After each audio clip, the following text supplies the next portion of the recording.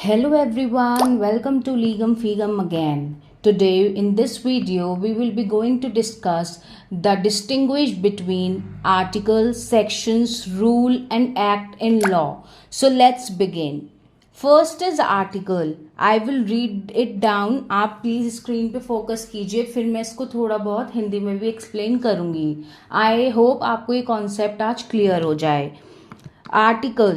When any fundamentally critical document is framed or drafted, which might be a grand norm, a fundamental norm to support all other legal norms according to Kelsian pure theory of law of that system at political, national, or international level, then for the most part it is separated from the customary municipal laws by referring to its provisos as articles rather than sections.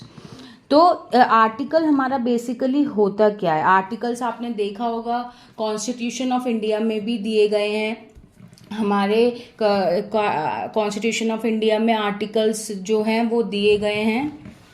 जैसे for example United Nations charter, international conventions, constitution of a country and so on, from where different laws और rules originate. Otherwise municipal laws normally contain section. I hope example से आपको बिल्कुल clarity आ गई होगी. मैंने grand norm आपको बता दिया है क्या होता है, वो ब्रैकेट में जो है वो उसकी क्या है एक्सप्लेनेशन है. तो मुझे आई होप आपको आर्टिकल समझ में आ गया होगा. हमारे आर्टिकल्स जो है कॉन्स्टिट्यूशन ऑफ इंडिया में दिए गए हैं वो संविधान का एक पार्ट है आर्टिकल्स. और आप देखेंगे उन्हें इंटरनेशनल लॉ में भी जब आप पढ़ेंगे तो आर्टिकल्स में वो बटा हुआ है. तो इसमें ये क्या कहता है जो है वो referring to its provisos as articles, जो भी उसमें उसके प्रोविजोज हैं उसको आर्टिकल्स में बांटा गया रादर देन सेक्शंस. तो लॉ पढ़ रहे हैं उनको डेफिनेटली पता होगा सेक्शंस क्या होते हैं बेसिकली, बट डिस्टिंग्विश नहीं पता होगा आर्टिकल और सेक्शन में. तो शायद आज आपको वो भी क्लियर हो गया होगा. Now moving on to the rule. A rule is a subsidiary enactment that helps in governing law. They are secondary in nature, meaning thereby that they don't have an independent existence of their own. उनकी अपनी खुद की existence कुछ नहीं होती है rules की. They are made to make the parent act function. The rules provide for the details that have not been provided for in the act. However, rules by no means can go beyond the power conferred by the act or extend the same. जैसे आपने rules CPC में पढ़ते हैं हम rules, तो आपने देखे होंगे उसमें ऑर्डर्स के अंदर जो है रूल्स प्रोवाइड कर रखे हैं. तो ऑर्डर्स के अंदर है, उनकी अपनी कोई एग्जिस्टेंस नहीं है, अपना कोई जो है सेपरेट इंडिपेंडेंट नहीं है, वो सेपरेट इंडिपेंडेंस नहीं है उनकी.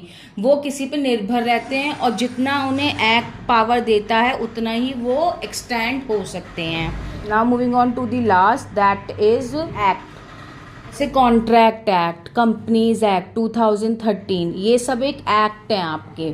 ठीक है. ट्रांसफ़र ऑफ प्रॉपर्टी एक्ट, उसमें सेवरल रूल्स होते हैं जो ऑपरेट करते हैं. जैसे कंपनीज एक्ट में क्या कर रहा है, कंपनीज इनकॉर्पोरेशन रूल्स 2014.